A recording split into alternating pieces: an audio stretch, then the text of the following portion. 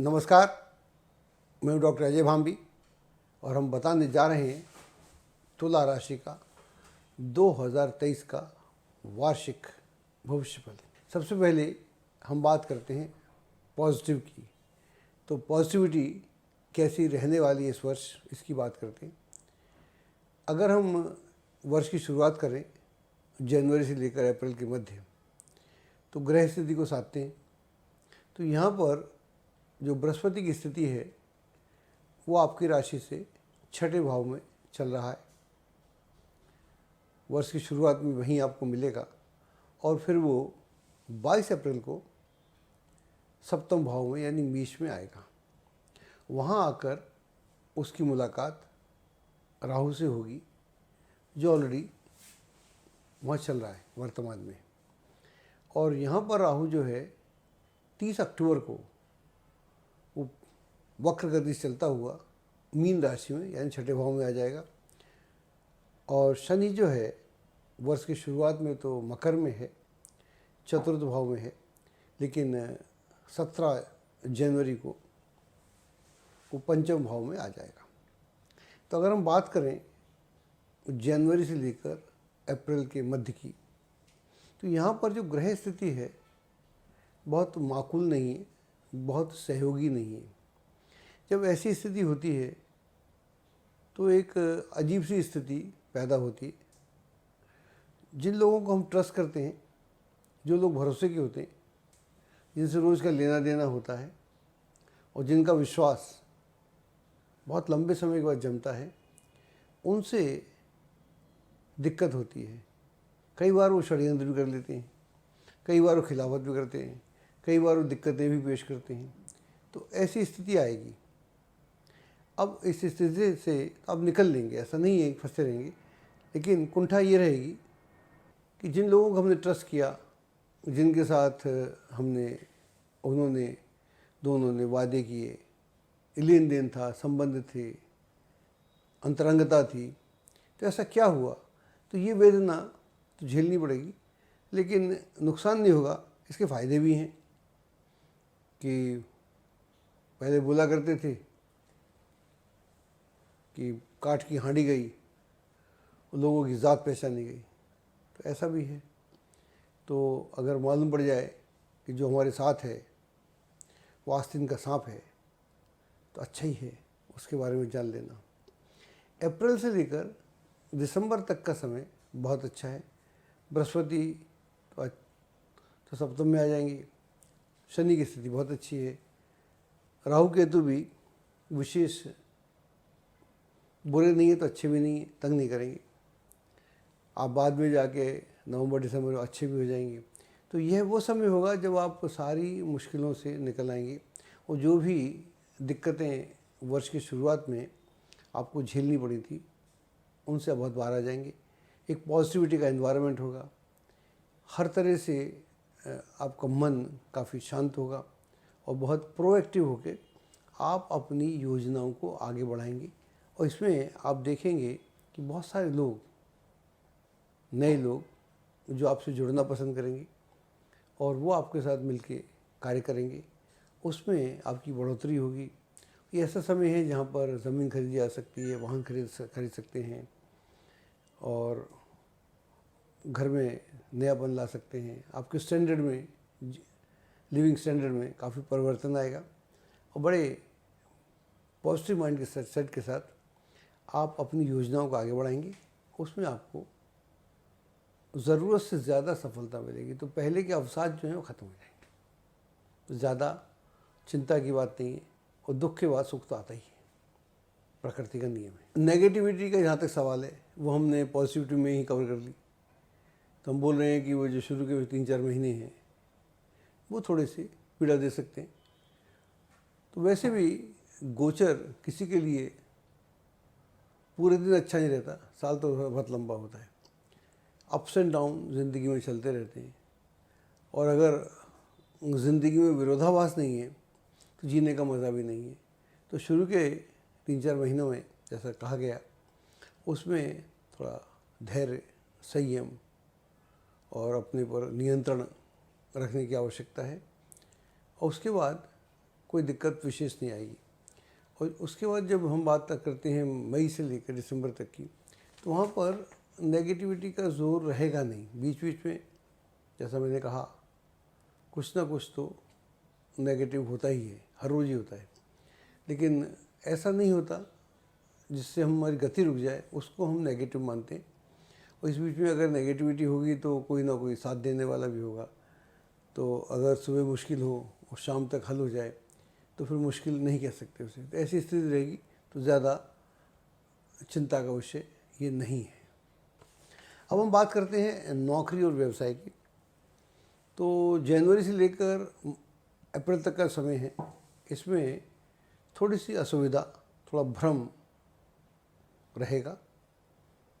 व्यवसाय के मामले में भी, प्रोफेशनल लाइफ में थोड़े चैलेंजेस ज़्यादा होंगे।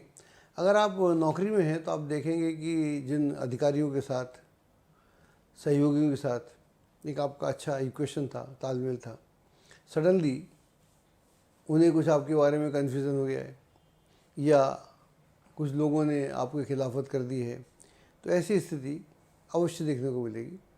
तो यहाँ पर थोड़ा मन खट्टा रहेगा। कुछ आपके ही साथी नौकरी आदि में आपके अधिकारियों को आपके खिलाफ भड़काने का प्रयास करेंगे। संभवतः अधिकारियों का व्यवहार भी खराब हो सकता है, लेकिन इससे कुछ ज़्यादा फर्क पड़ेगा नहीं। अगर इस दौरान में आप नौकरी बदलने का मन बना रहे हैं, कहीं और जाने का मन बना रहे हैं, तो हमें लगता है कि यह विचार अभी छोड़ देना चाहिए। उसके लिए समय बहुत मुनासिब नहीं है। अगर अभी प्रयास करेंगे तो आपको सफलता नहीं मिलेगी, तो फिर उससे एक खिन्नता बढ़ती है। अगर आप व्यवसाय में हैं तो जो आपकी व्यवसाय की स्थिति है उस पर नियंत्रण रखने का प्रयास करें। वो देखिए लूप होल्स कहाँ पर है, क्या मिसिंग लिंक है और क्या आपसे मिस हो गया है, ये क्या ज़्यादा हो रहा है। तो उन दोनों को संभालने से भी काफ़ी लाभ होगा आपको। और नए इन्वेस्टमेंट के लिए अभी उचित समय नहीं, अच्छे समय का इंतज़ार करना चाहिए और जो है उसे समेटना चाहिए और उससे कैसे बेटरमेंट हो इस पर ध्यान देने की आवश्यकता है।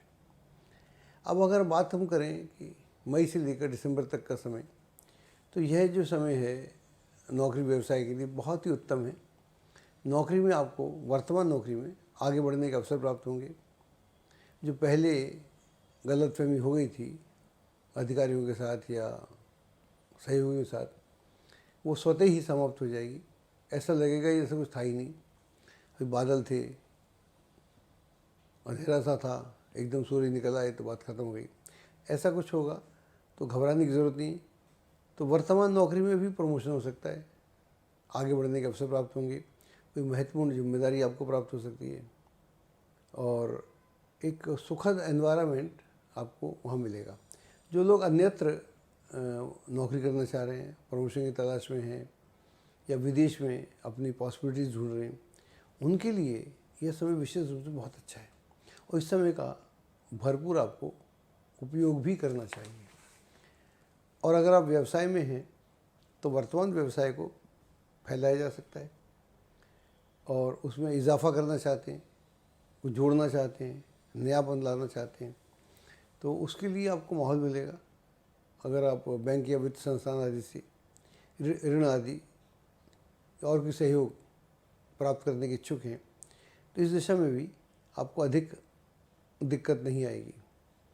और जो लोग नया स्टार्टअप या कोई नया काम करना चाह रहे हैं उनके लिए भी ये समय बहुत अच्छा है और यहाँ पर इनकम आपकी बढ़ेगी और इनकम बढ़ेगी तो उसका सीधा सा रिज़ल्ट आपके लिविंग स्टैंडर्ड पे आएगा।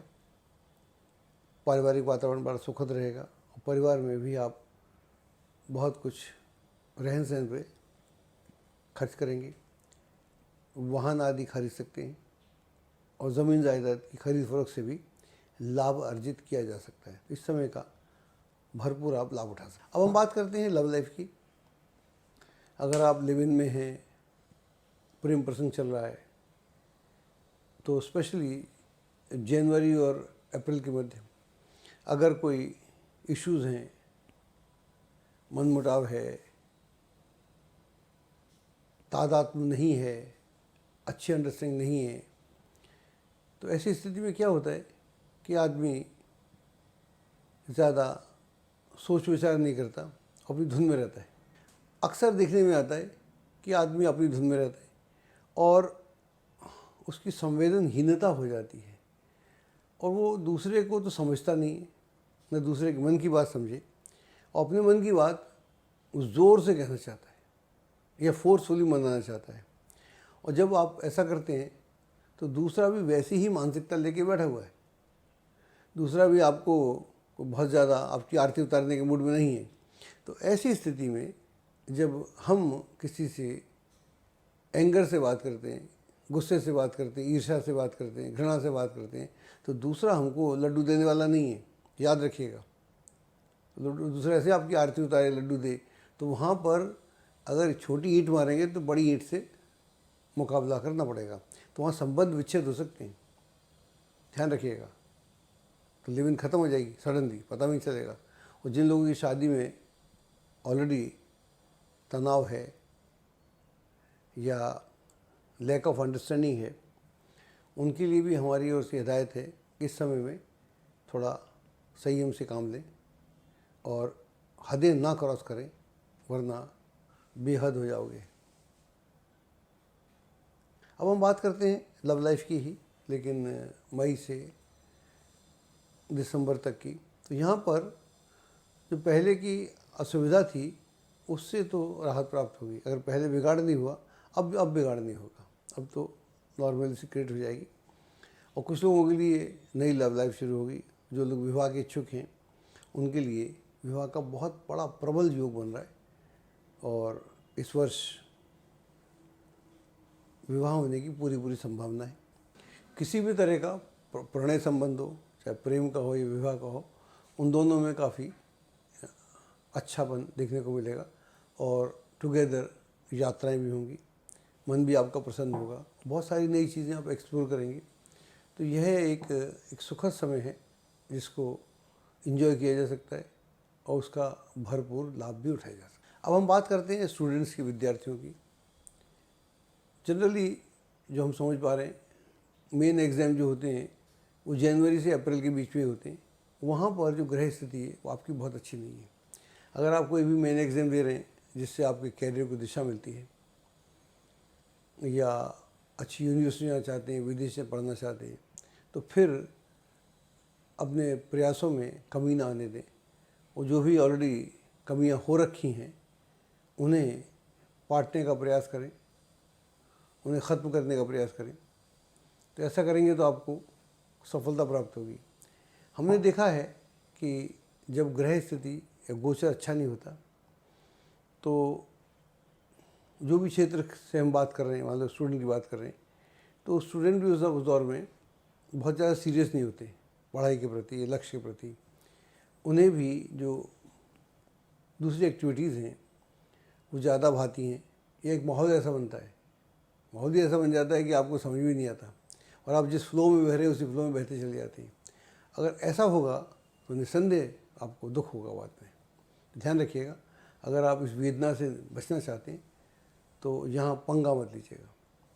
जैसे अप्रैल ख़त्म होगा, मई आएगा, तो ग्रह स्थिति बहुत अच्छी हो जाएगी।